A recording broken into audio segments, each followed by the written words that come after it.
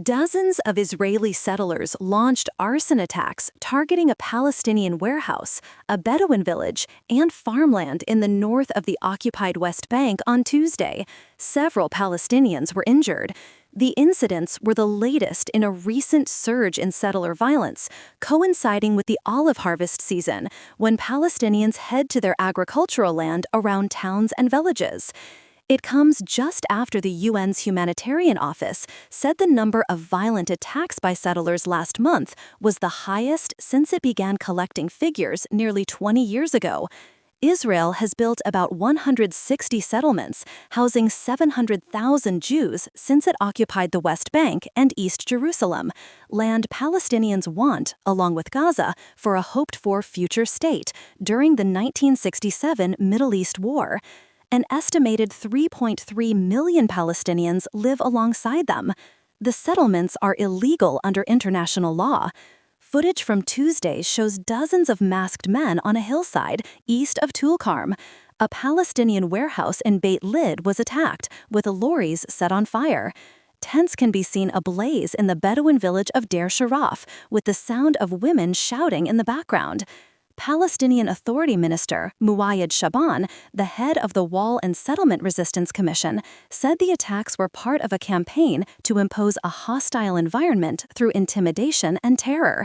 The Israel Defense Forces said that troops went to the scene to disperse the confrontation using riot dispersal means and apprehended several Israeli civilians. It added that soldiers were then attacked by settlers gathering nearby, and their vehicle was damaged. Israeli police stated that 4 suspects were arrested. In a post on X, Israeli President Isaac Herzog called the latest events shocking and serious, blaming a handful of violent and dangerous individuals. He went on, "Such violence against civilians and against IDF soldiers crosses a red line, and I condemn it severely." The head of the IDF Central Command, Major General Avi Blith, also condemned the attacks, saying that such incidents undermine the stability of the security situation. The reality in which anarchist French youth act violently against innocent civilians and against security forces is unacceptable and is extremely serious. It must be dealt with firmly, he told officers, in comments sent by the Israeli military. The directive to IDF soldiers is clear. Do not stand idly by and do everything in your power to prevent any act of nationalist crime. The large-scale attack on Tuesday was a rare instance of Israeli law enforcement acting to counter settler violence, which has increased dramatically since the Hamas-led attacks on Israel on 7 October 2023 triggered the Gaza war. Israeli rights group Yeshtin said that of 1,701 police investigations into offenses committed by Israelis in the West Bank between 2005 and 2024, 93.8% of concluded cases closed with no indictment filed.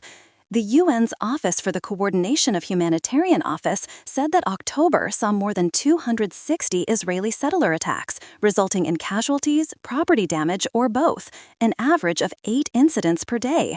It reports that settler violence during the olive harvest has reached the highest level recorded in recent years, with about 150 attacks documented so far, resulting in the injury of more than 140 Palestinians and the vandalism of more than 4,000 trees and saplings across 77 villages.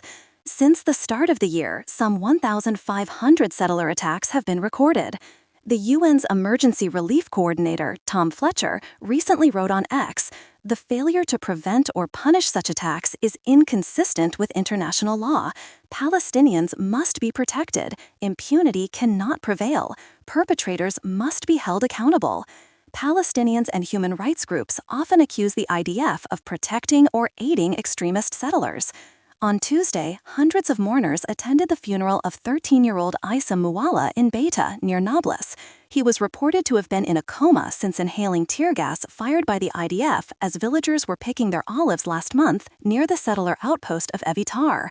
In some cases, Israeli activists and foreign volunteers have come to help Palestinian farmers during